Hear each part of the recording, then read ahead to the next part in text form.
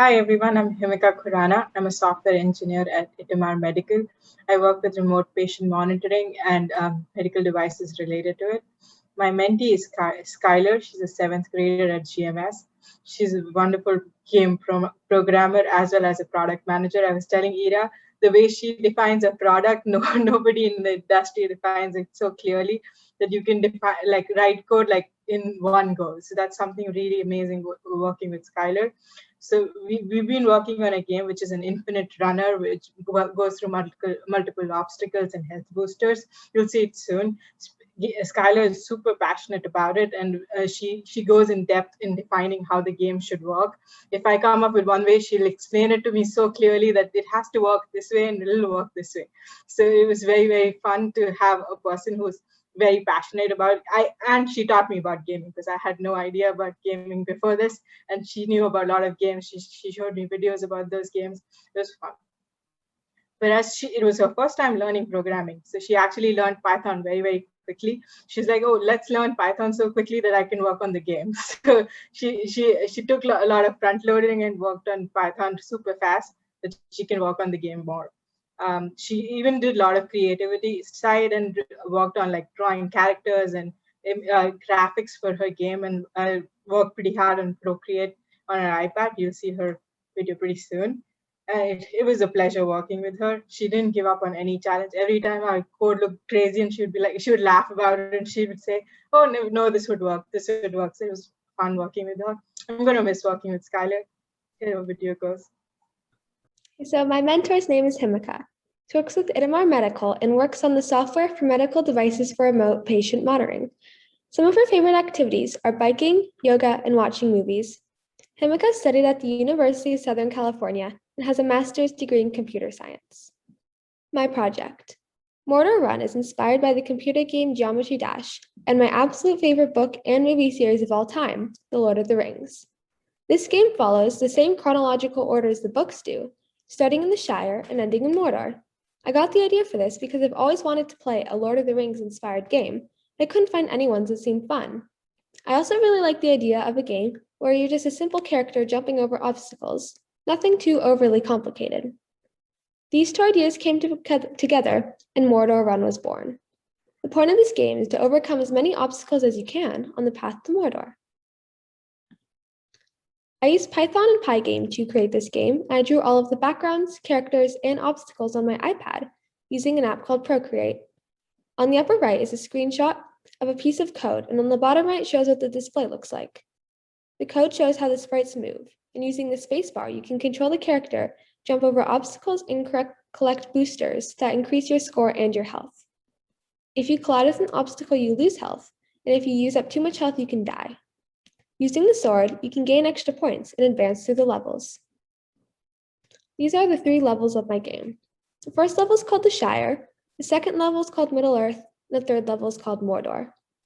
The backgrounds and levels change by your score.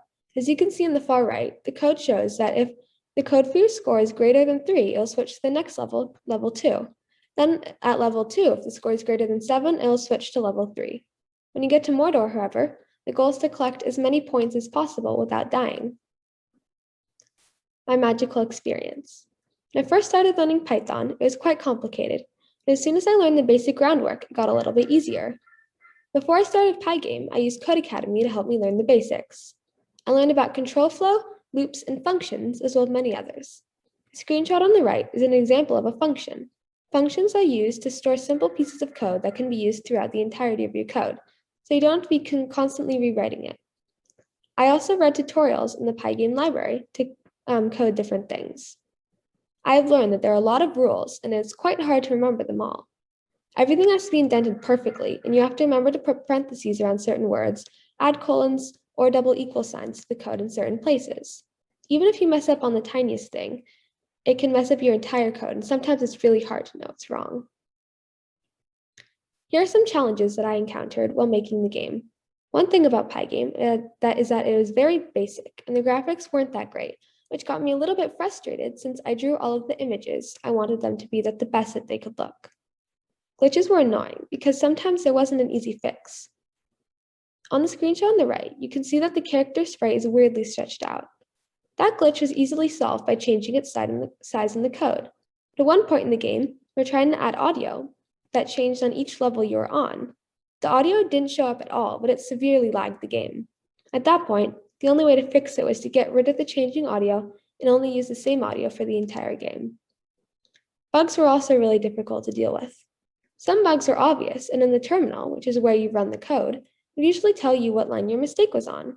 But other times, the game ran just fine, but things would be the wrong size, or they'd be going too fast or too slow, and sometimes it was quite hard to figure out. And occasionally, there are bugs that didn't have anything to do with the code. One time, we had to copy and paste all the code that we had already written into a different file because the code in the first file wasn't working correctly. Even though it was the exact same code, but in a separate file, it worked perfectly. One of my highlights of making this game was seeing the idea that I thought a lot about actually come to life on my screen.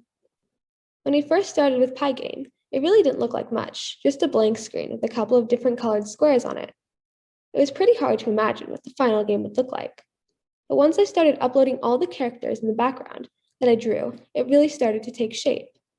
I was really excited when I got the code to make the character jump. It all started coming together. It was really cool because I didn't know that I was capable of making an entire game because I never attempted anything like this before. I had many ideas of what to do for the Magic program, but making a game spoke to me the most. Games are a way to bring people together and provide fun and even educational entertainment during times such as now. I really enjoyed learning how to program and how to use Python. My mentor was amazing during this whole process. I was able to find a solution for almost every single problem that we ran into in the code. Coding is a skill that can come in very handy during any point in your life.